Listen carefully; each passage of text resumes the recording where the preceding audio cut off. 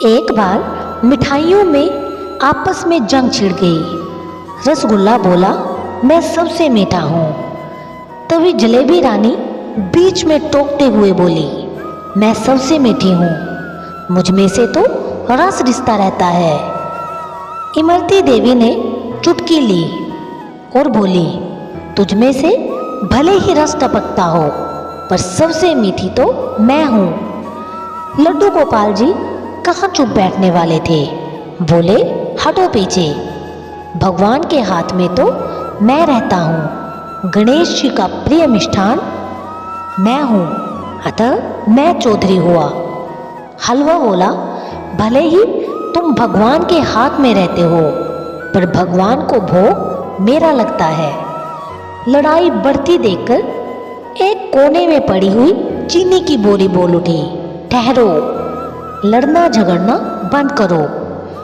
तुम सब में मैं ही तो हूँ, मेरे कारण ही तुम सब में मिठास है। मैं नहीं तो तुम सब कुछ भी नहीं, तुम्हारा कोई अस्तित्व नहीं।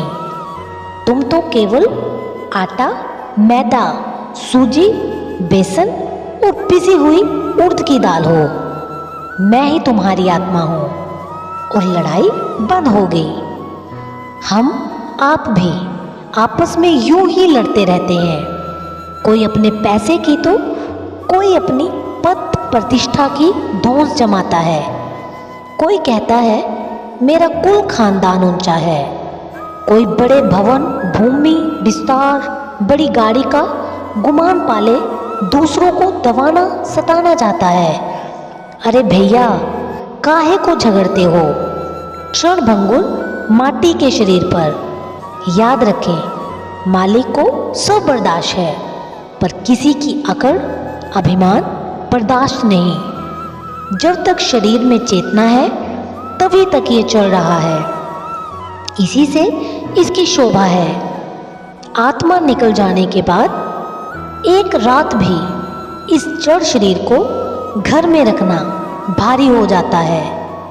पर विडंबना देखिए कि उस आत्म तत्व को हम पहचानते नहीं और सारी जिंदगी इस शरीर को ही सजाने संवारने में निकाल देते हैं। कहते भी हैं, जिस्म और रूह का अजब है रिश्ता, उम्र भर साथ रहे पर कभी तारुफ ना हुआ।